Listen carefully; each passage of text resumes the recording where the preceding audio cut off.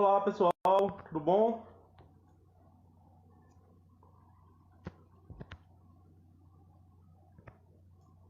Vamos iniciar aqui nossa live hoje, recebendo no nosso perfil do WhatsApp aqui dois professores maravilhosos, Cíntia Valim e o Moroni Azevedo, que vão falar um pouco para a gente sobre a questão da educação à distância. A Cíntia vai falar sobre o atendimento aos alunos em tempo de pandemia, né, as estratégias da rede municipal aqui do Rio de Janeiro e as precauções que a gente tem que tomar, as preocupações de uma professora, né, como é que a gente consegue fazer esse momento agora todo. E o Moroni vai dar uma visão global, mais geral, sobre a questão da educação à distância, as origens e suas especificidades. Deixa eu convidar aqui o Moroni primeiro. Vem cá, filhote. Moroni.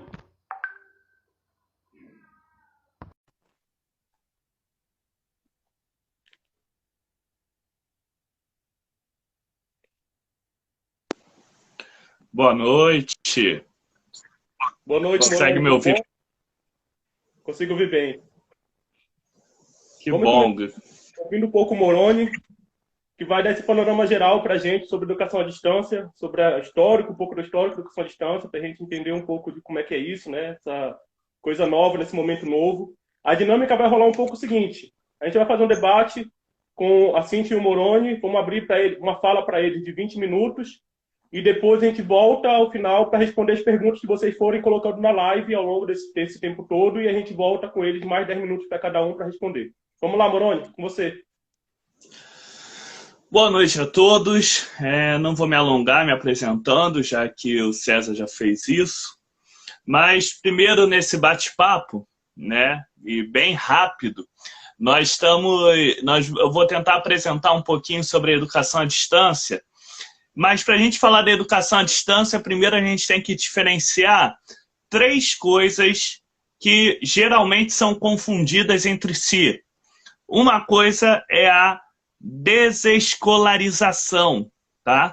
Desescolarização ou unschooling, meu inglês é péssimo, tá? É estilo Joel Santana, então não fiquem chateados.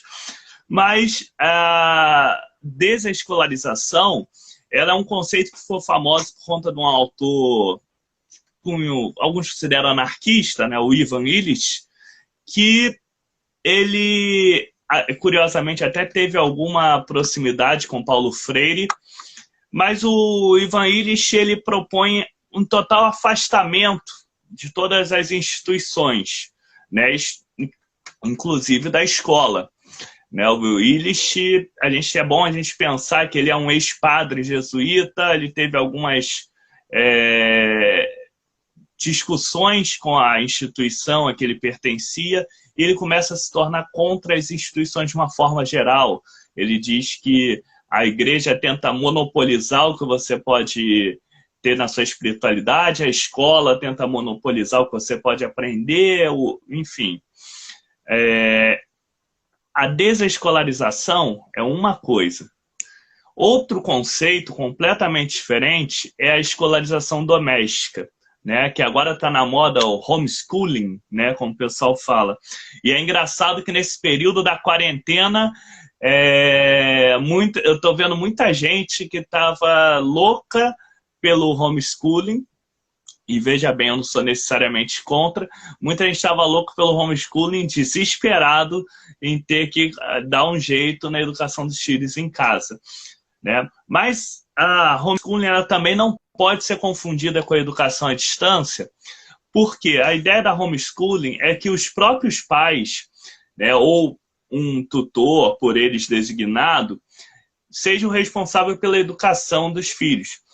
Ela tem um planejamento, tem uma lógica, tem um método, eles podem comprar isso, e normalmente, isso varia de país para país, mas normalmente a homeschooling você tem uma certificação estatal. Então, sei lá, a cada ano você tem uma prova, de tempos em tempos você tem uma forma de averiguar se aquele aluno aprendeu realmente e, claro, ele tirar o devido certificado daquilo ali E se for o caso, em alguns lugares até é previsto assim, o aluno reprovou uma ou reprovou 2 vezes, os pais são obrigados a matricular ele na escola regular, né? Eles perdem esse direito de educar ele em casa onde existe. Então, a homeschooling, apesar de você não estar ligado a nenhuma instituição específica, a família é a própria instituição nesse caso, que educa, você ainda tem um planejamento, né? Você tem a ideia de anos, séries, enfim, tem todo um currículo a ser cumprido, um currículo mínimo a ser cumprido, né? Diferente da desescolarização, que é cada um por si. Além disso, né, além da homeschooling e da unschooling, né, ou seja, da desescolarização e da escolarização doméstica, aí a gente tem a nossa EAD, a educação à distância. Essa sim, que é o nosso foco aqui hoje, ela não pode ser confundida com nenhuma das outras anteriores. As 2 anteriores, aliás, é muito comum usar elas para questionar a educação à distância, mas elas não têm nada a ver uma com a outra.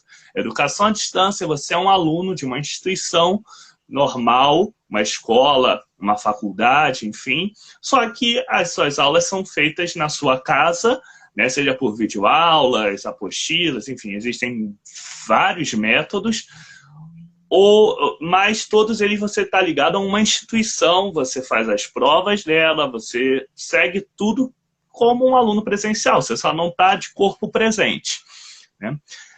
Em relação à educação à distância, né, que hoje está tão na moda a gente falar, parece que é algo novo, mas não é algo novo, tá? Existe muita controvérsia sobre quando que se começou realmente a educação à distância. Alguns autores falam, talvez, pelo século XVII, XVIII, que tem algumas cartas entre agricultores europeus trocando técnicas, alguns dizem isso. Alguns outros autores vão dizer até mesmo que a mais antiga educação à distância que a gente tem é essa daqui. As cartas do apóstolo Paulo na Bíblia seriam, digamos assim, um primeiro curso à distância, né? Um curso, no caso ali, de doutrina, de catequese, enfim, mas seria um primeiro curso à distância, né? Ele estrutura toda uma série de dúvidas, né? Em algumas cartas ele até responde dúvidas, responde questionamentos, corrige exercícios, aponta caminhos, etc. Tem toda uma grade a ser seguida. Então, alguns autores chegam até a citar a própria Bíblia, principalmente o Novo Testamento, como talvez o mais antigo caso de educação à distância que a gente tenha até hoje, né? Tenha material até hoje. Importante ressaltar nessas diferenças, né, e todos os questionamentos que isso envolve, é o seguinte: os 3 têm críticas, óbvio. A desescolarização nem vou falar, porque ela é uma ideia muito radical, salvo grupos muito específicos de cunho anarquista ou algo do tipo que defendem isso. No geral, é muito raro alguém defender a desescolarização. Agora, a homeschooling e a educação à distância, elas têm seus defensores. Infelizmente, no Brasil, a homeschooling foi sequestrada, muitas vezes, por grupos de direita com um discurso bem bizarro, né, sobre uma suposta doutrinação ideológica e tudo mais. E é irônico porque em alguns outros países a defesa da homeschooling vai pelo caminho contrário, né, se baseando muito até no Althusser, né, na ideia dos aparelhos ideológicos do Estado. Algumas pessoas entendem que a escola estaria fazendo o caminho contrário dessa suposta doutrinação comunista, antes estaria dando uma ideia burguesa para aquelas crianças e por isso defendem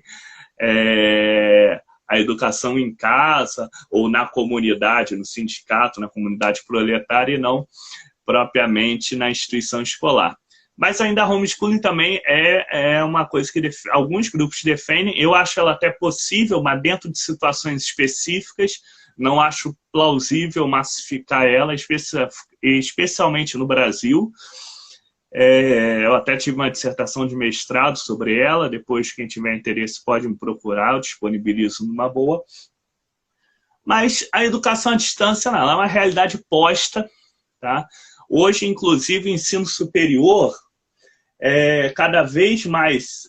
no ensino básico é um pouco mais difícil, mas no superior, a educação à distância ela está dominando, cresce disparadamente.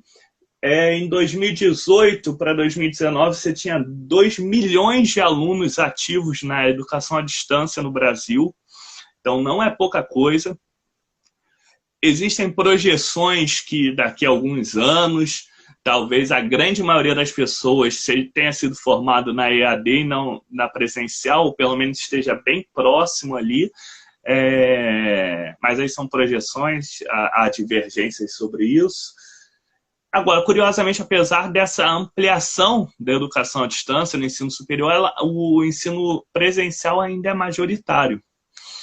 E quando a gente vai falar de alguns motivos, né, de por que a educação à distância, por que é presencial, e já deixo claro, eu sou um entusiasta da educação à distância, mas não acho que ela pode substituir a presencial, acho que elas trabalham em sintonia para situações diferentes, casos diferentes. Eu dou um exemplo por mim mesmo. Hoje, se eu vou fazer algum curso, dificilmente eu tenho condições de fazer em presencial. Horário de quem conhece, horário de profissão é uma coisa de doido, né? Cada dia é um horário diferente, tem dia que se trabalha manhã, tarde e noite. Então, para mim, seria impossível fazer certos cursos presenciais. Mas eu sei que, por um outro lado, a educação à distância ela tem dificuldades, né? A primeira dificuldade que muitas vezes a gente lembra é o fato de que hoje, basicamente, quase toda a educação à distância, né, ela está focada na educação à distância digital. Então, por videoaulas, né, plataformas online e tudo. Hoje, dificilmente você tem os cursos por correspondência. Aliás, a época dos cursos por correspondência, né, pelos correios, era a época em que a educação à distância era tida no Brasil como sinônimo de má qualidade. Quem não lembra do famoso Instituto Universal Brasileiro, que injustamente ou não, era muito taxado como algo de má qualidade, até era a piada clássica, era alguém não sabe dirigir direito, tirou a carteira pelo correio, né? Tirou a habilitação pelo correio. E fez um corte de cabelo horrível. O cabeleireiro aprendeu a fazer o quê? Pelo correio, cortar cabelo pelo correio, né? Essa era a visão popular sobre os cursos por correspondência, cursos à distância.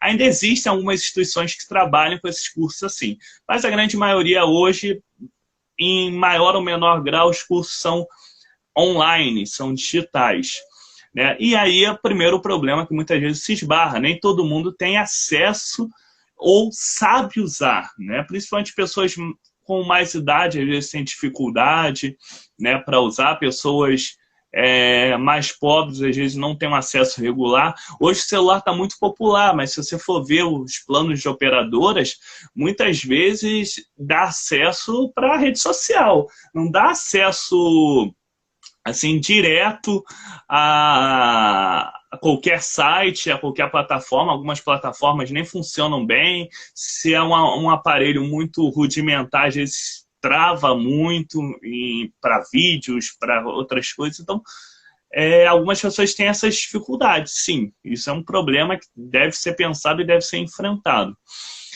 Agora, tem vantagens, tem a flexibilidade do tempo de distância, né? A gente mora numa metrópole aqui, né? A live é do PSB Carioca, que acredito que possa ter gente de outros lugares. Mas aqui é uma grande metrópole, às vezes você fica 2 horas e tanta no trânsito para ir para um lugar, depois para voltar. Para quem trabalha, estuda, tal, isso é uma coisa surreal, né? Então, torna acessível realmente para muitas pessoas em localidades mais distantes, pessoas com difícil acesso, pessoas que trabalham o dia todo.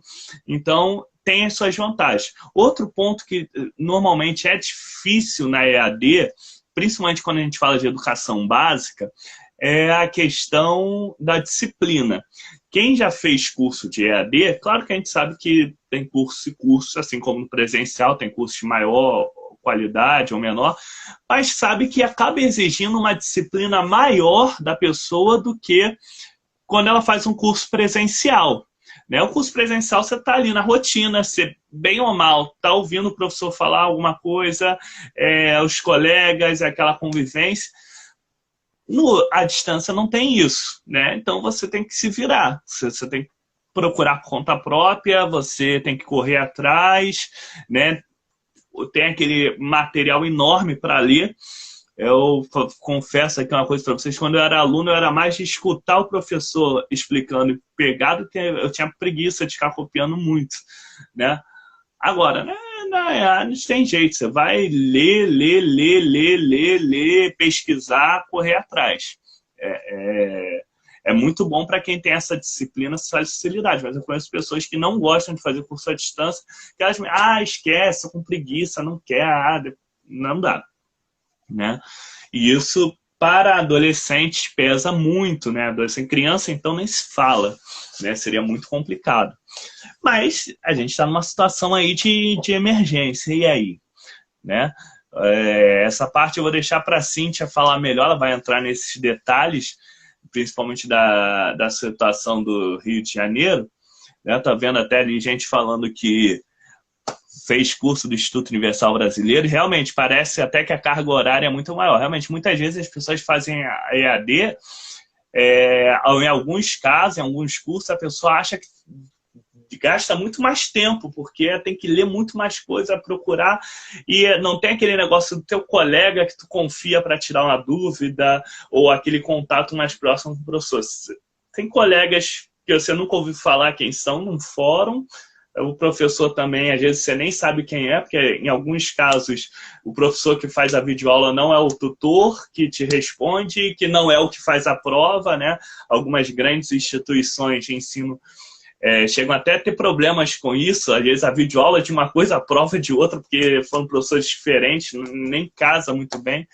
Mas então a pessoa às vezes não tem essa facilidade, né? De estar lidando aí com alguém, então exige muito mais da própria pessoa, né? Mas como a gente falou, tem a questão da flexibilidade, tem a questão da economia. É notório que os preços de um curso à distância, até pelos custos para manter ele, são muito mais baratos do que um curso presencial. Então, apesar de todos os problemas, a gente não pode negar que democratizar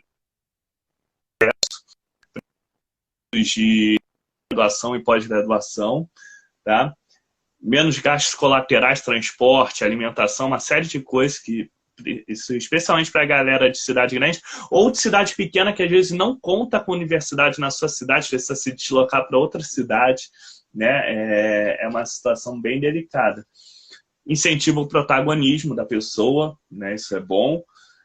Evita problemas de convivência, mas ao mesmo tempo que evita os problemas de convivência, né? A gente sabe de bullying, de etc. Por outro lado, você deixa de ter os aspectos positivos também da socialização, né? Você deixa de ter os positivos e os negativos. Você vai ter que ter essa socialização em outros lugares, né? Na escola, que não vai ser, no caso, vai ser na vizinhança, escoteiro, não sei, vão ser em outros grupos que a pessoa faça parte, né? E eu acho que, assim, no grosso que a gente tem para apresentar é isso, tá? Eu acho que a educação à distância em si, novamente, eu estou falando de uma forma geral, tá? Nosso colega Cíntia vai entrar e vai falar mais especificamente da situação da rede no Rio. Eu acho que ela tem possibilidades, especialmente para situações de emergência.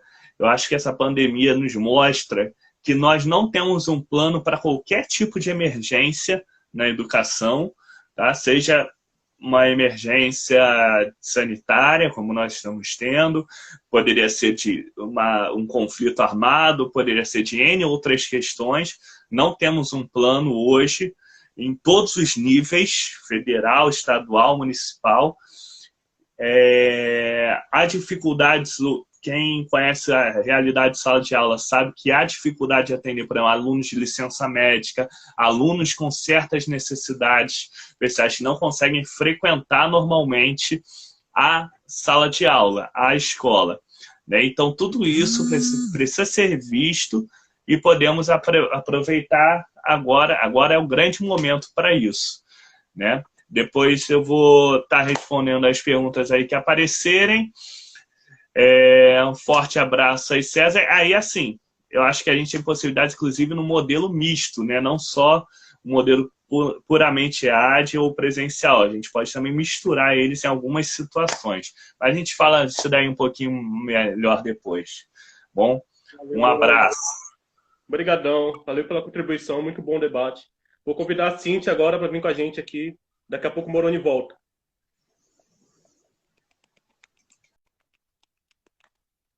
Cíntia. Cíntia, chama a gente aí.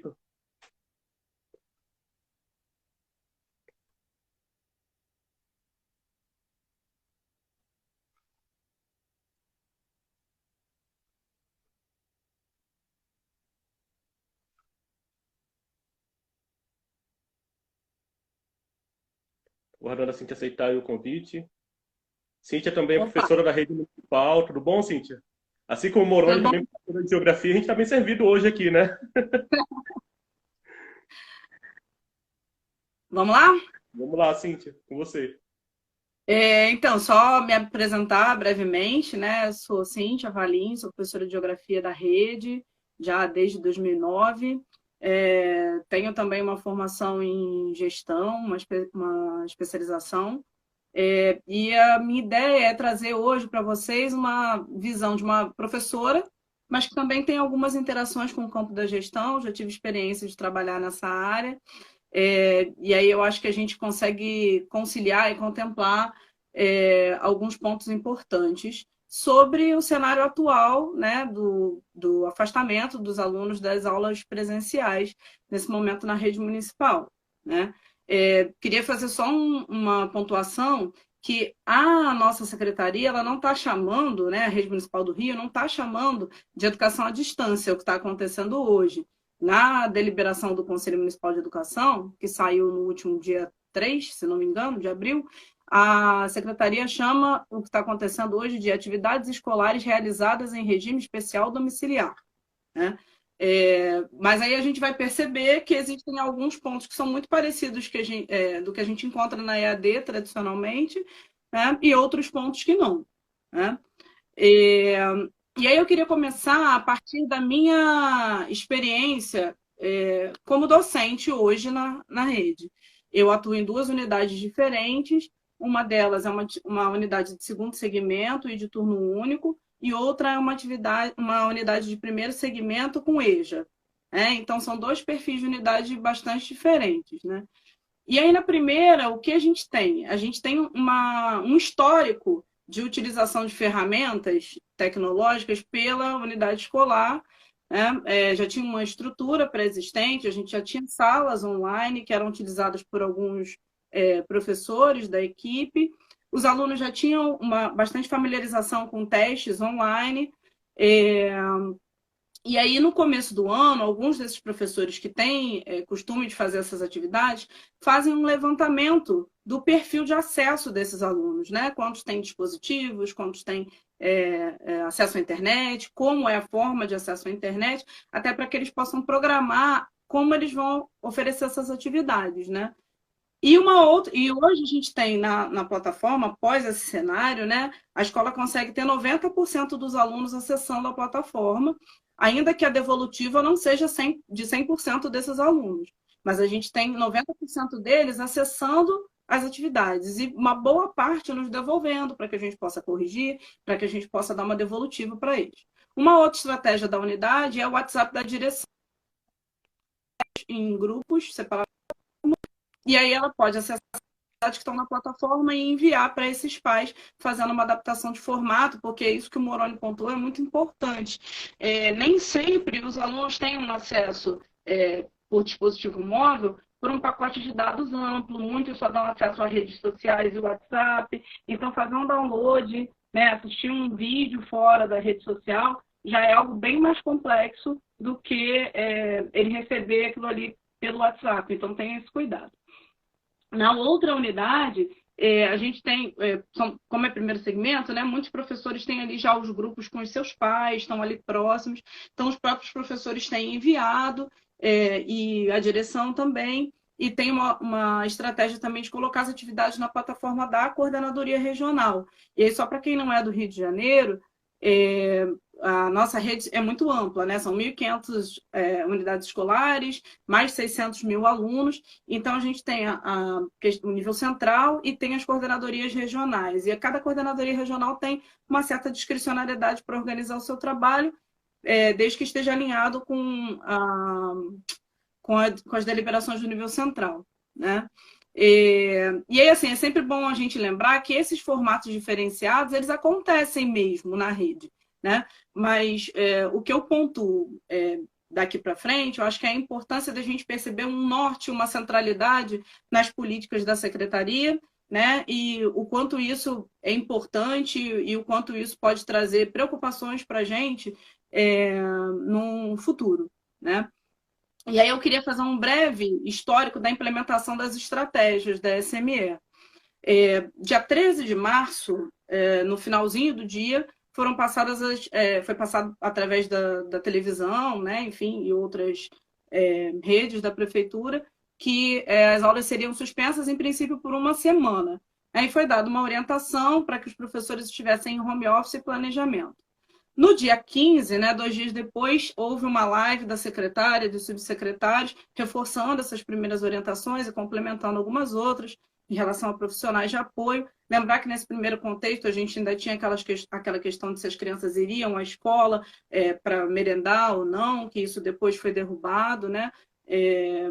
Para que tanto os alunos, quanto os pais, quanto os profissionais de apoio pudessem estar resguardados, né?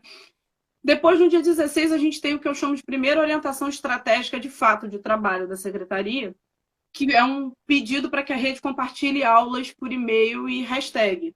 E aí eu queria colocar essa orientação estratégica um pouco entre aspas, porque é um pedido de compartilhamento de aulas sem muitas temas centrais, propostas, caminhos, formatos. Então, é um direcionamento, mas não tão encaminhado, né?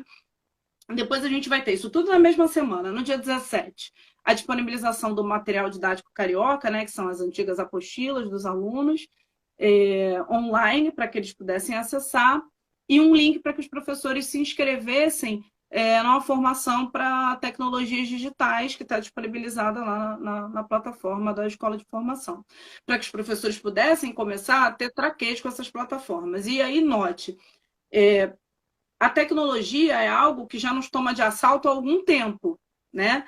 E aí pensar que não, é importante a gente estar fazendo sempre a formação dos docentes, mas será que a gente deveria ter sido surpreendido por plataformas como por não saber usar plataformas como essa nesse momento? Então, eu já fico com esse questionamento, né? Depois, no dia 18, teve envio de atividades pelo WhatsApp por parte da secretaria. E no dia 19, a segunda grande, aí sim eu vejo como uma orientação estratégica mesmo, né, que foi o aplicativo que a secretaria disponibilizou com um material complementar para que os alunos pudessem baixar esse material ou visualizar esse material e fazer as suas atividades. No dia 20 de março, a secretaria anuncia, através de uma entrevista, né, no Jornal da Manhã, de uma emissora de TV, que disponibilizaria esse material impresso para os alunos, mas a gente vai ver um pouquinho adiante que isso foi a secretaria contradisse isso na deliberação do Conselho Municipal de Educação. E aí, já em abril, né, com um hiatozinho aí de uma semana, a gente teve no dia 3 a deliberação do Conselho Municipal de Educação sobre essas atividades domiciliares, e no dia 7 de abril a utilização da Multirio, que é uma empresa da prefeitura, mas também tem um canal de TV para transmissão desses conteúdos alinhados ao aplicativo. E aí, quando o Moroni estava falando sobre educação à distância, né, por formato de cartas, enfim, eu lembrei da televisão, né, que ela também é um método de educação nesses tempos de afastamento, e eu vejo uma mora em começar a pensar, utilizar a Multirio, que é um canal de TV, para a disponibilização desses materiais. Além disso, a gente teve, né, compartilhamento de atividades pelas páginas das escolas e das coordenadorias regionais e iniciativas das próprias escolas, né? E aí, diante disso, eu tenho algumas preocupações enquanto professora, né? Olhando para esse caminhar da implementação dessa educação em tempo de afastamento, de isolamento, e as estratégias que a Secretaria nos trouxe, né, pensando prospectivamente, né? Eu acho que é importante a gente começar falando de desigualdades.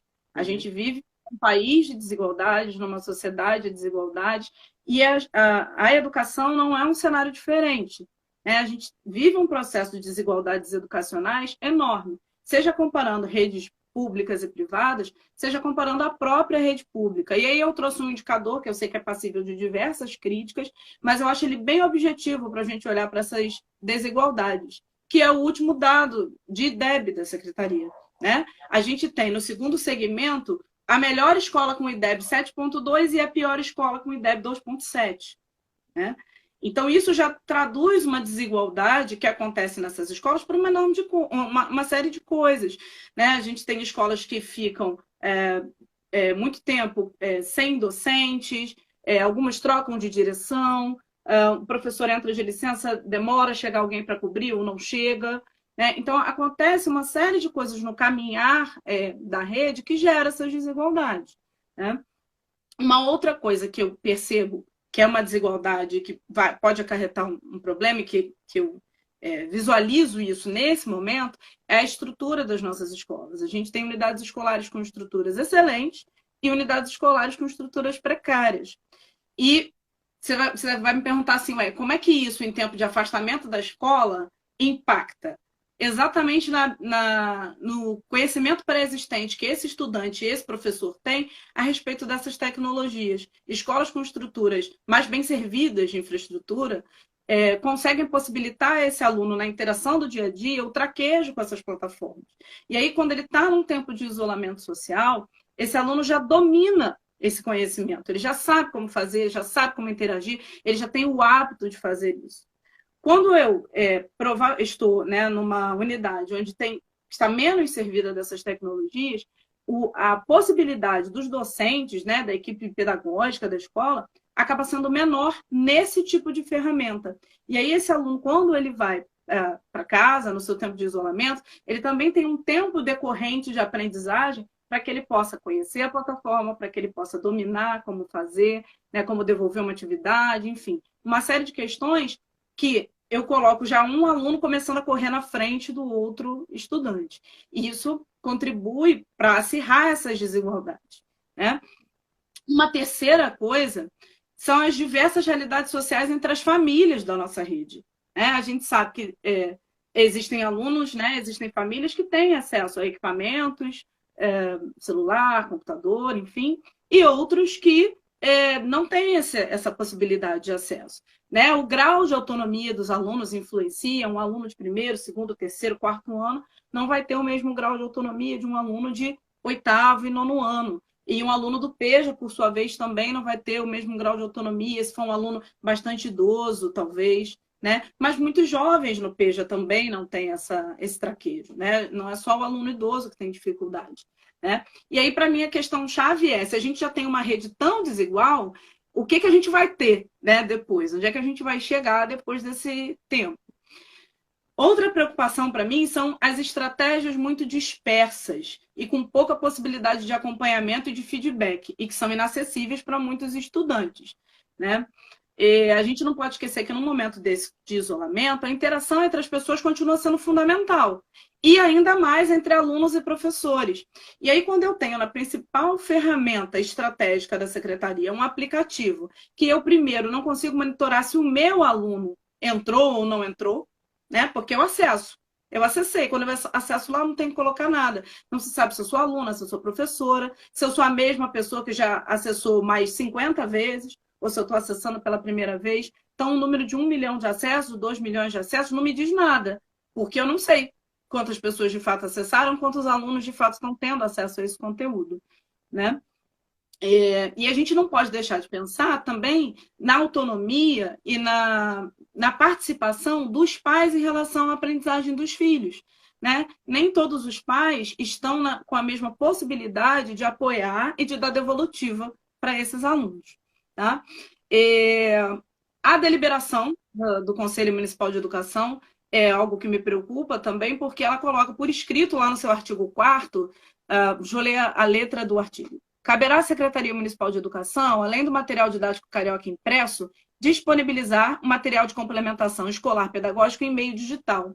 Então, a própria fala da Secretaria, ela diz na deliberação por escrito, né? Então, e esse aluno que não acessou, ele não vai ter acesso a esse conteúdo, ele só vai ter acesso a esse conteúdo lá em, sei lá quando a gente vai voltar, mês de maio, junho, julho, agosto, né? Quando que esse aluno vai ter acesso a isso, né?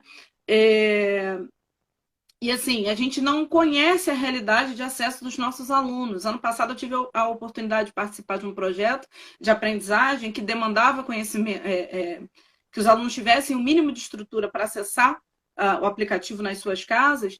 E assim, acompanhei muitas escolas, visitei muitas escolas. Ano passado eu não estava como regente, eu estava trabalhando no nível central. E tive a oportunidade de perceber que a fala dos professores é uníssona. Meus alunos não têm acesso na casa deles. Eles têm o celular, mas o pacote de dados não é suficiente para isso. Se a gente não conhece essa realidade, fica difícil a gente colocar estratégias tão dispersas. Seria necessário fazer um alinhamento, uma deliberação, uma circular, uma resolução, o que fosse, por escrito, delimitando o espaço do coordenador pedagógico, do diretor, da gerência de educação, da coordenadoria regional, do nível central, nesse momento, porque a gente está vivendo um momento de crise. E a gente não pode esquecer isso, né? É fundamental a orientação. Vejo algumas oportunidades que a gente já desperdiçou ao longo desse tempo.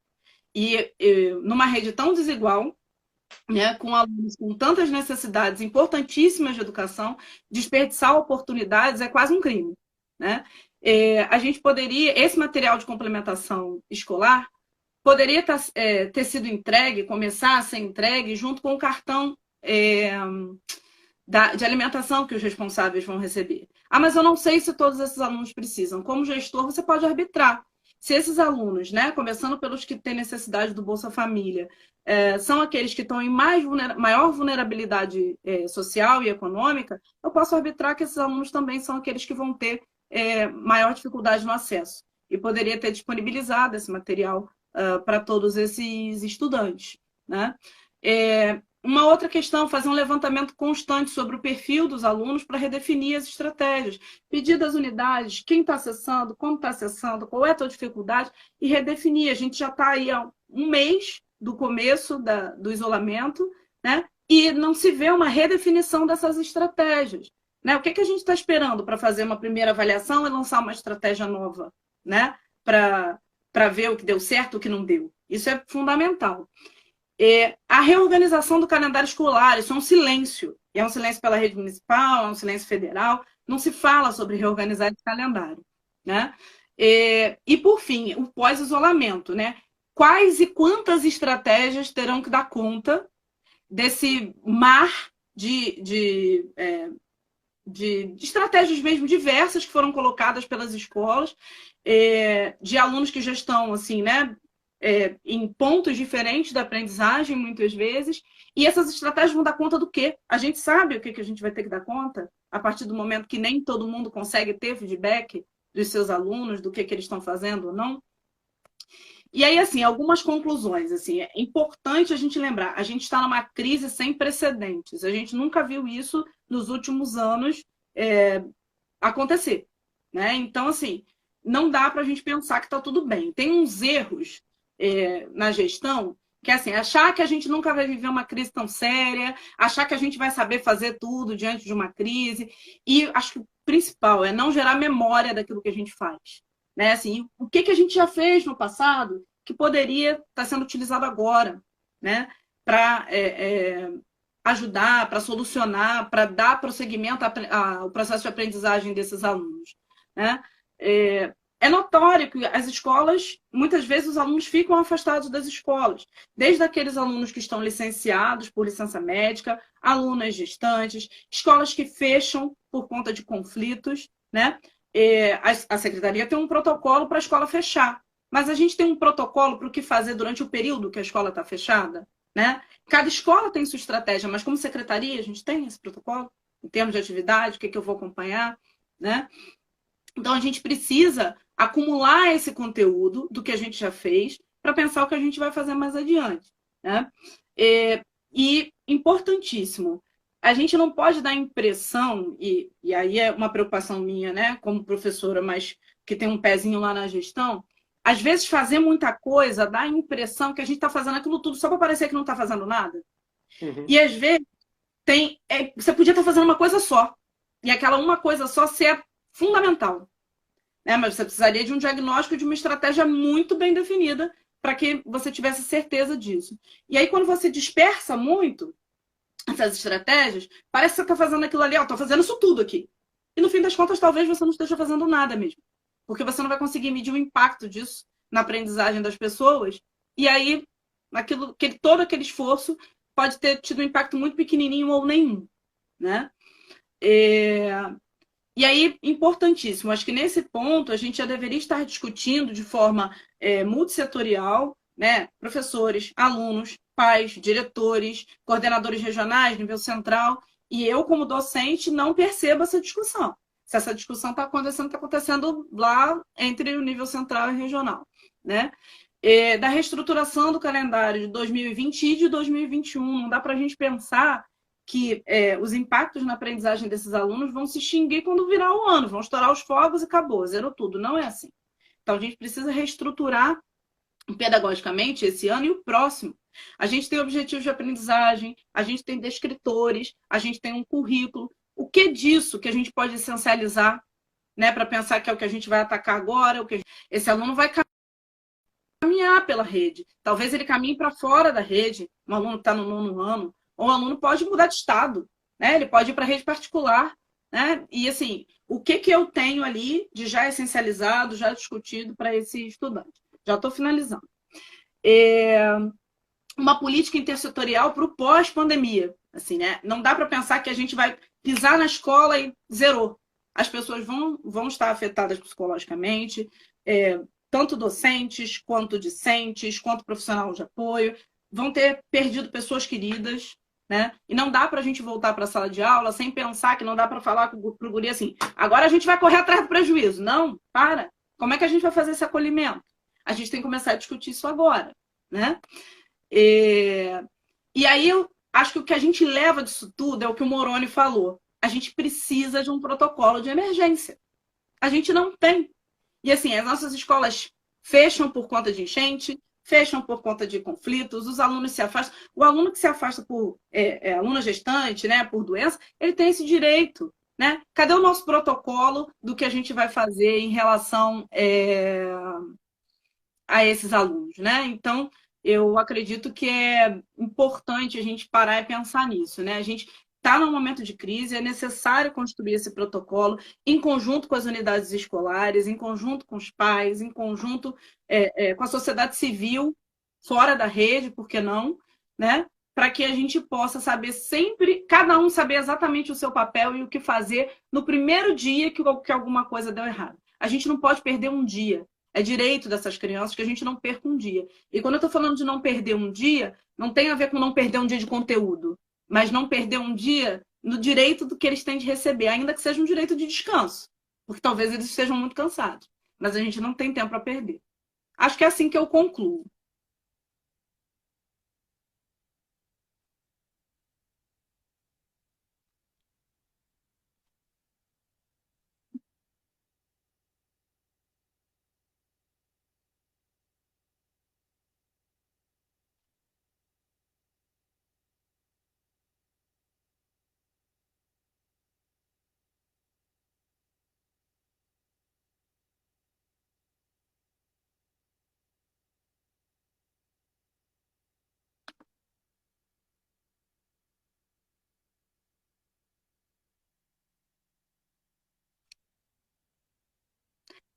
César, eu tô com um pouco de dificuldade para te ouvir. Não sei se é o meu.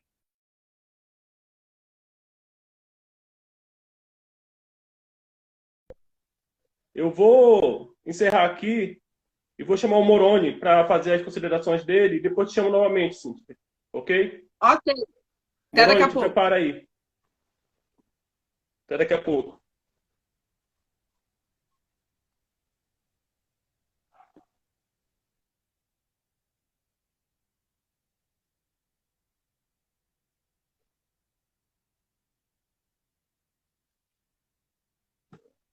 Moroni?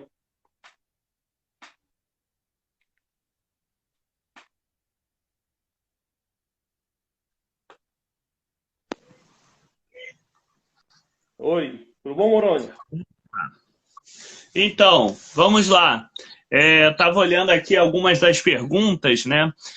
E basicamente a grande dificuldade, né?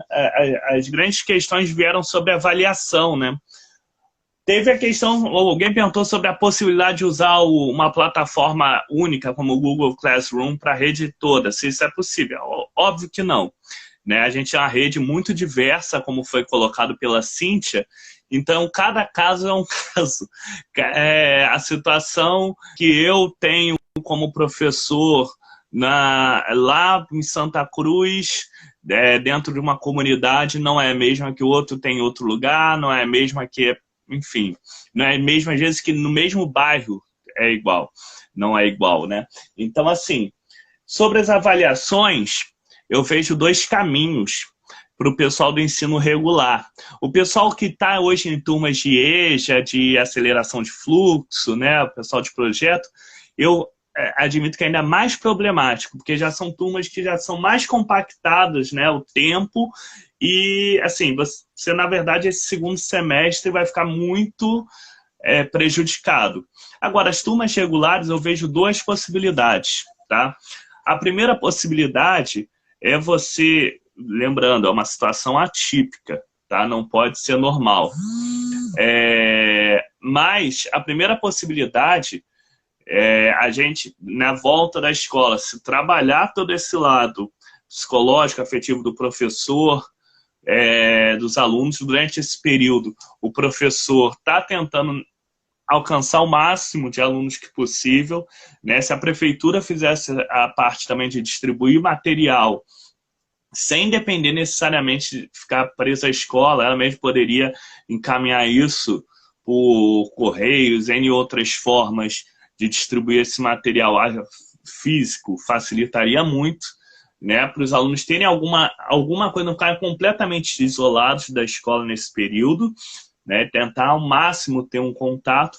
E ao retornar, uma das possibilidades é a gente ter ciência que esse ano não vai, em termos de conteúdo, não vai se alcançar tudo que se imagina, né? E ser um ano que se fecha com o que deu esse ano. E no ano que vem, todos os professores vão estar cientes que os alunos do ano anterior vieram com algumas defasagens e vão ter que ser trabalhadas não só o conteúdo daquele ano que ele está, mas eventuais defasagens do ano anterior, né? Que, claro, o retorno às aulas já vai buscar suprir isso. Outras situações, como sala do Carioca, tudo mais também devem ser usadas, voltadas para isso. Mas essa é uma possibilidade. A outra possibilidade, já mais complexa, né, é que há alunos que encontraram muita dificuldade no caminho, no ano que vem, venham a participar de turmas de progressão, de correção de fluxo, turmas, né, algo similar a EJA e aos projetos.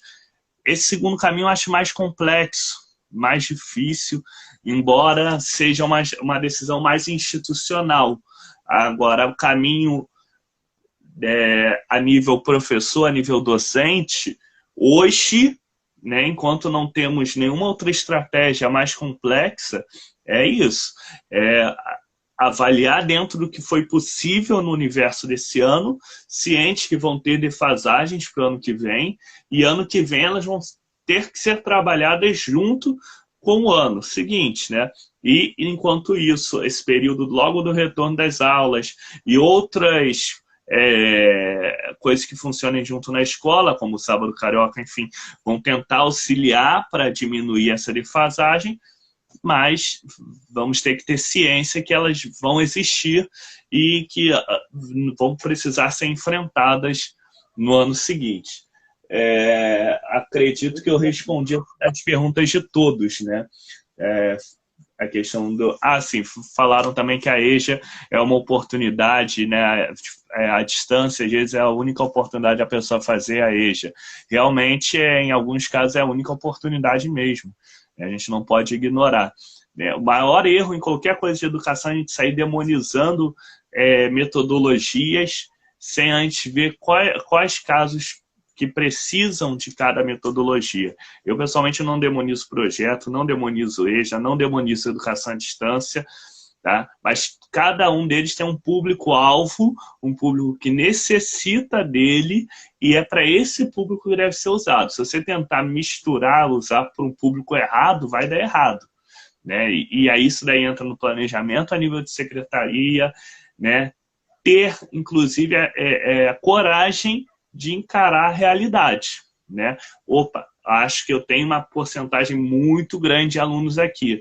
Em vez de tentar nessa dificuldade, eu não vou tentar mascarar, eu vou enfrentar essa dificuldade através dessa metodologia, para que a gente possa tentar diminuir a desigualdade de acesso, que é o que a Cíntia tanto falou. A gente tem uma desigualdade muito grande na nossa rede, né? Acredito Obrigado, que é isso. Um forte abraço, boa noite aí para todos. Obrigado. Vou chamar a Cíntia de novo para fazer as considerações finais dela também para vocês. Um debate muito bom ter contar com vocês aqui.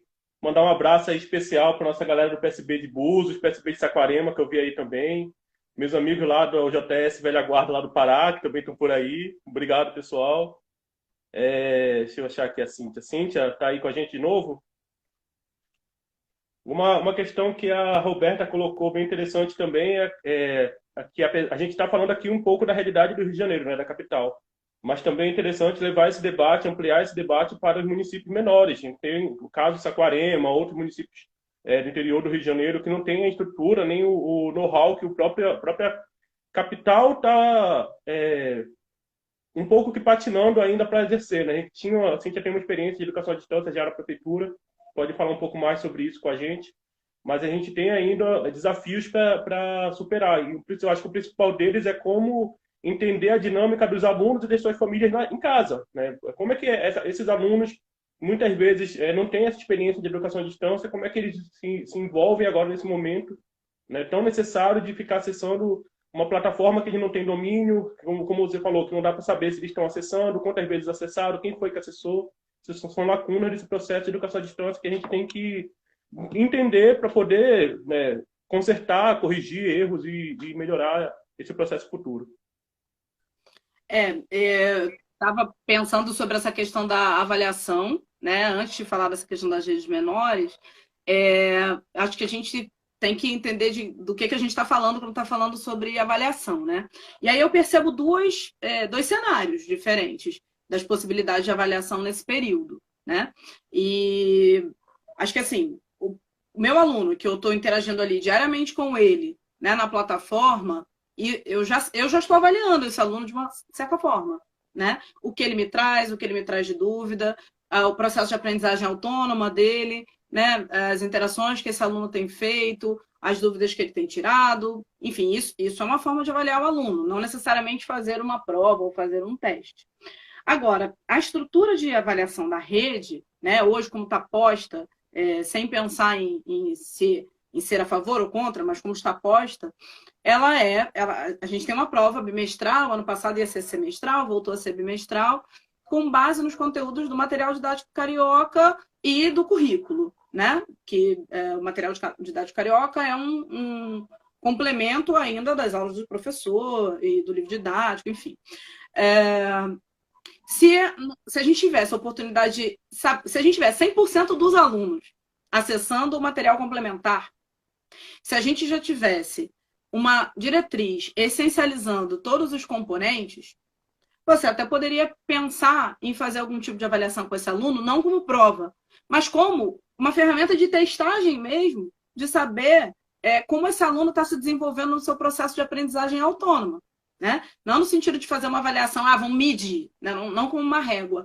Porque eu entendo que a avaliação é um processo para melhoria do nosso papel docente e para a aprendizagem do aluno. Né? Então, seria uma forma de um parâmetro até da gente entender as nossas próprias estratégias.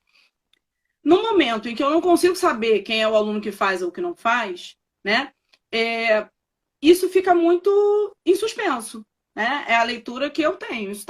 O processo de avaliação, você tem uma série de possibilidades de como você poderia fazer isso. Mas hoje a gente não sabe de fato o que está acontecendo no chão da escola, né? Como a gente costuma falar, no total de rede. E aí é um pouco difícil a gente pensar como a gente estruturaria esse processo de avaliação, porque mesmo dentro da realidade que eu vivo lá na minha escola, 90% dos alunos da escola estando na plataforma, nem todos conseguem me devolver essas atividades. Nem com todos eu consigo interagir. E é óbvio que, de forma nenhuma, eles vão ser punidos por isso. Mas eu não tenho como pensar um processo de avaliação para o aluno que me devolve todas as atividades de todas as semanas e para o camarada que começou a me devolver essa semana a atividade da primeira. Talvez porque agora o pai tenha recebido e aí tenha conseguido colocar crédito no celular e aí ele está começando a entrar para interagir com a plataforma. Né? Acho bastante complicado, mas isso é algo que a secretaria vai precisar nos dizer, né? E nós vamos precisar debater sobre isso, porque também não vai poder ser imposto diante de todas as realidades que a gente tem. Em relação às redes menores, tem uma rede, se não me engano, acho que é de Porto Real, que até está usando o aplicativo da secretaria, né? É uma possibilidade, né? Você fazer essa cópia de conhecimentos aí entre as redes, né? Mas a gente não pode pensar...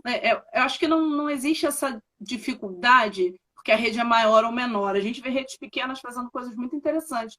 Talvez por ter um domínio até maior do seu próprio território, por serem menores e conhecerem um pouco mais.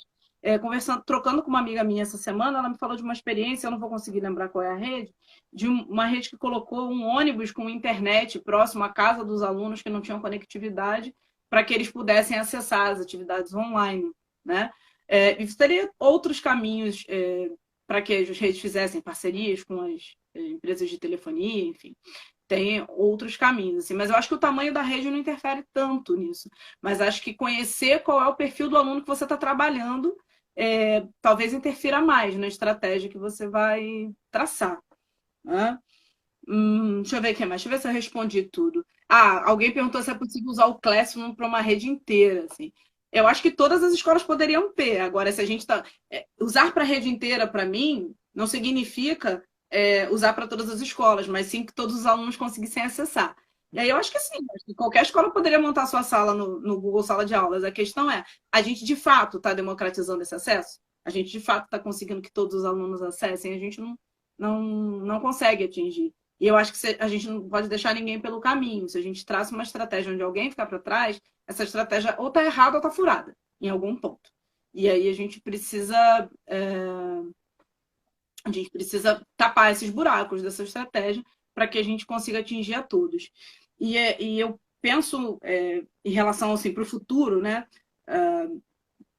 Esses nossos alunos eles vão precisar ter um processo de avaliação mais próxima, né, do que eles ainda não conseguiram, daquilo que eles estão conseguindo, daquilo que eles irão conseguir e daquilo que eles talvez só consigam conseguir daqui no final do ano, do outro ano, né? Pelo tempo que a gente ficou assim, afastado do convívio diário presencial com esses estudantes, né?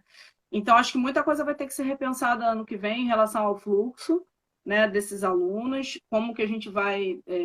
como que a avaliação vai impactar nesse fluxo, né, para que a gente não gere, né, uma chuva de turmas de projeto também. Acho que isso é importante pensar. O meu entendimento sobre o projeto é que é algo que não deveria existir mais, porque ele foi criado lá no começo para uma questão de correção de fluxo, e agora o fluxo a gente deveria ter desenvolvido ao longo do caminho práticas que dessem conta disso.